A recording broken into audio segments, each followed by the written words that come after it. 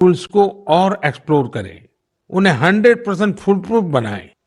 साथियों, बदलते हुए समय में हमें अपनी भाषाएं बचानी भी हैं और उनका संवर्धन भी करना है। अब मैं आपको झारखंड के एक आदिवासी गांव के बारे में बताना चाहता हूं। इस गांव ने अपने बच्चों को मातृभाषा में शिक्षा देने के लिए एक अनूठी पहल की है। मंगलो गांव में बच्चों को कुडुख भाषा में शिक्षा दी जा रही है। इस स्कूल का नाम है कार्तिक उरांव आदिवासी कुडुख स्कूल। इस स्कूल में 300 आदिवासी बच्चे पढ़ते हैं। कुडुख भाषा उरांव आदिवासी समुदाय की मातृभाषा है।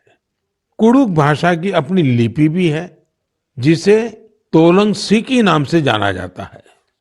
ये भाषा धीरे धीरे विलुप्त होती जा रही थी, जिसे बचाने के लिए इस समुदाय ने अपनी भाषा में बच्चों को शिक्षा देने का फैसला किया है।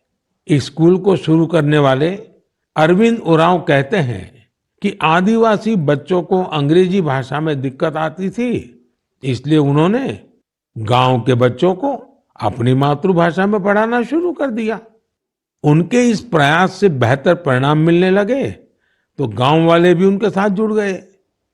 अपनी भाषा में पढ़ाई की वजह से बच्चों के सीखने की गति भी तेज हो गई है। हमारे देश में कई बच्चे भाषा की मुश्किलों की वजह से पढ़ाई बीच में ही छोड़ देते थे। ऐसी परेशानियों को दूर करने में नई राष्ट्रीय शिक्षा नीति से भी मदद मिल रही है। हमारा प्रयास है कि भाषा किसी भी बच्चे की शिक्षा और प्रगति में बाधा नहीं बननी चाहिए।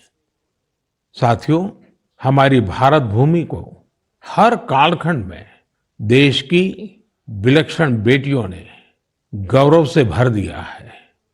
सावित्रीबाई फुले जी और रानी वेलु नाचियार जी देश की ऐसी ही दो विभूतियां हैं। उनका व्यक्तित्व ऐसे प्रकाश स्तंभ की तरह है जो हर युग में नारी शक्ति को आगे बढ़ाने का मार्ग दिखाता रहेगा। आज से कुछ ही दिनों बाद 3 जनवरी को हम सभी इन दोनों की जन्म जयंती मनाएंगे। सावित्रीबाई फुले जी का नाम आते ही सबसे पहले शिक्षा और समाज सुधार के क्षेत्र में उनका योगदान हमारे सामने आता है। वे हमेशा महिलाओं और वंचितों की शिक्षा के लिए जोरदार तरीके से आवाज उठाती रही।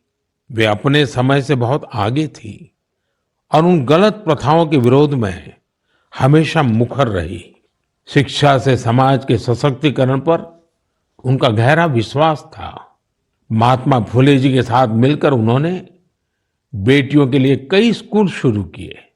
उनकी कविताएं लोगों में जागरूकता बढ़ाने और आत्मविश्वास भरने वाली होती थी। लोगों से हमेशा उनका यह आग्रह रहा कि वे जरूरत में एक दूसरे की मदद करें और प्रकृति के साथ भी समरसता से रहें। वे कितनी दयालु थी, इसे शब्दों में नहीं समेटा जा सकता। जब महाराष्ट्र में अकाल पड़ा तो सावित्रीबाई और महात्मा फुले ने जरूरतमंदों की मदद के लिए अपने घरों के दरवाजे खोल दिए। सामाजिक न्याय का ऐसा उदाहरण विरले ही देखने को मिलता है। जब वहां प्लेग का भय व्याप्त था तो उन्होंने खुद को लोगों की सेवा में झोंक दिया। इस दौरान वे खुद इस बीमारी की चपेट में आ गई। मानवता को समर्पित उनका जीवन आज भी हम सभी को प्रेरित कर रहा है। साथियों, विदेशी शासन के खिलाफ संघर्ष करने वाली देश की कई महान विभूतियों में से एक नाम रानी वेलु नाचियार का भी है। तमिलनाडु के मेरे भाई बहन आज भी उन्हें वीरा मंगई यानी वीर नारी के नाम से याद करते हैं। अंग्रेजों के खिलाफ रानी वेलु नाचियार जिस बहादुरी से लड़ी और जो पराक्रम दिखाया, वो बहुत ही प्रेरित करने वाला है। अंग्रेजों ने शिवगंगा साम्राज्य पर हमले के दौरान उनके पति की हत्या कर दी थी, जो वहां के राजा थे। रानी वेलु नाचियार और उनकी बेटी किसी तरह दुश्मनों से बच निकली थी। वे संगठन बनाने और मरूद ब्रदर्स यानी अपने कमांडरों के साथ सेना तैयार करने में कई सालों तक जुटी रही। उन्होंने पूरी तैयारी के साथ अंग्रेजों के खिलाफ युद्ध शुरू किया और बहुत ही हिम्मत और संकल्प शक्ति के साथ लड़ाई लड़ी। रानी वेलु नाचियार का नाम उन लोगों में शामिल है जिन्होंने अपनी सेना में पहली बार ऑल विमेन ग्रुप बनाया था। मैं इन दोनों वीरांगनाओं को श्रद्धा सुमन अर्पित करता हूं। मेरे परिवारजनों, गुजरात में डायरा की परंपरा है। रात भर हजारों लोग डायरा में शामिल होकर के मनोरंजन के साथ ज्ञान को अर्जित करते हैं। इस डायरा में लोक संगीत, लोक साहित्य और हास्य की त्रिवेणी हर किसी के मन को आनंद से भर देती है। इस डायरा के एक प्रसिद्ध कलाकार हैं भाई जगदीश त्रिवेदी जी। हास्य कलाकार के रूप में भाई जगदीश त्रिवेदी जी ने 30 साल से भी ज्यादा समय से अपना प्रभाव जमा रखा है। हाल ही में भाई जगदीश त्रिवेदी जी का मुझे एक पत्र मिला और साथ में उन्होंने अपनी एक किताब भी भेजी है। किताब का नाम है social audit of social service. एक किताब बड़ी अनूठी है। इसमें हिसाब किताब है। ये किताब एक तरह की बैलेंस शीट है। पिछले 6 सालों में भाई जगदीश त्रिवेदी जी को किस किस कार्यक्रम से कितनी आय हुई और वो कहां कहां खर्च हुआ, इसका पूरा लेखा जोखा किताब में है। ये बैलेंस शीट इसलिए अनोखी है क्योंकि उन्होंने अपनी पूरी आय, एक एक रुपया समाज के लिए, स्कूल, हॉस्पिटल, लाइब्रेरी, दिव्यांगजनों से जुड़ी संस्थाओं, समाज सेवा में खर्च कर दिया। पूरे 6 साल का हिसाब है। जैसे किताब में एक स्थान पर लिखा है 2022 में उनको अपने कार्यक्रमों से आय हुई 2,35,79,674 रुपये और उन्होंने स्कूल, हॉस्पिटल, लाइब्रेरी पर खर्च किए 2,35,79,674 रुपये। उन्होंने 1 रुपया भी अपने पास नहीं रखा। दरअसल इसके पीछे भी एक दिलचस्प वाकया है।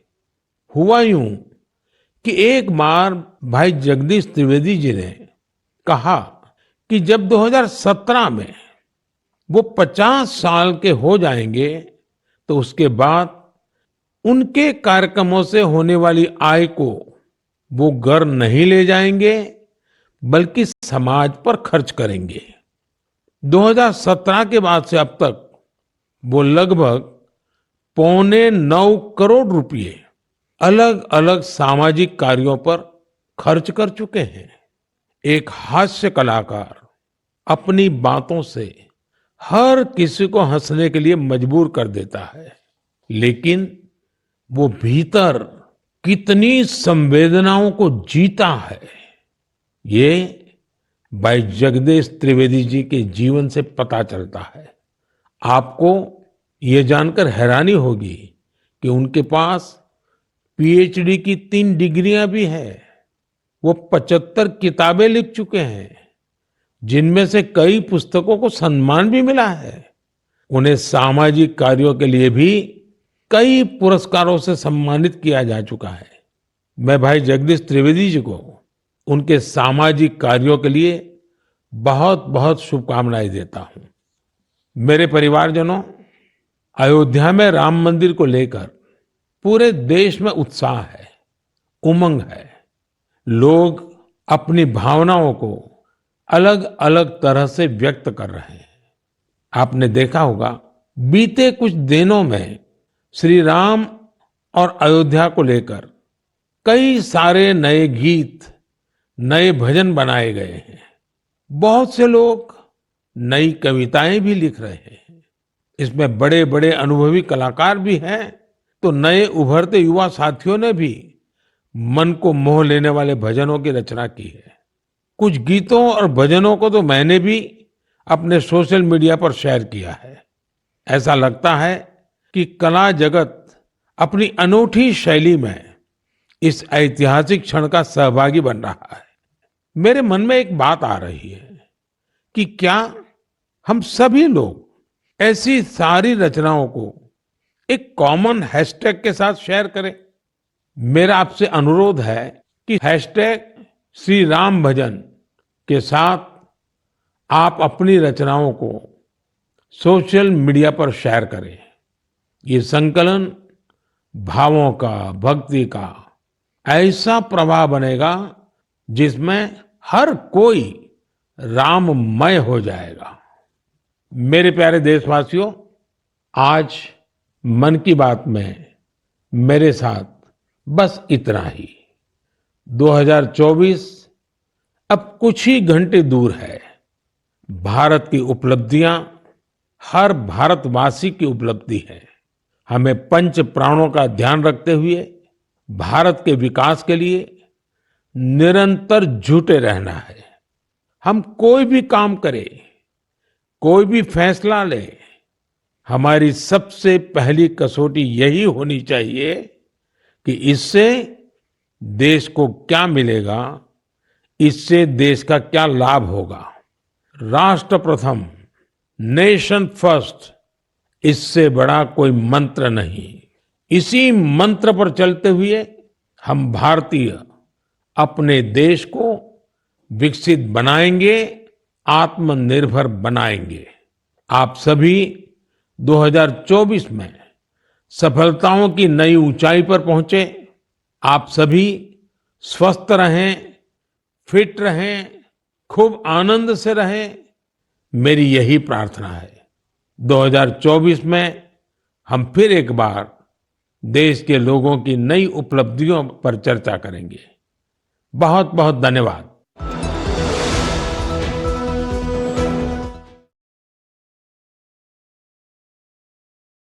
108 अंक का महत्व, उसकी पवित्रता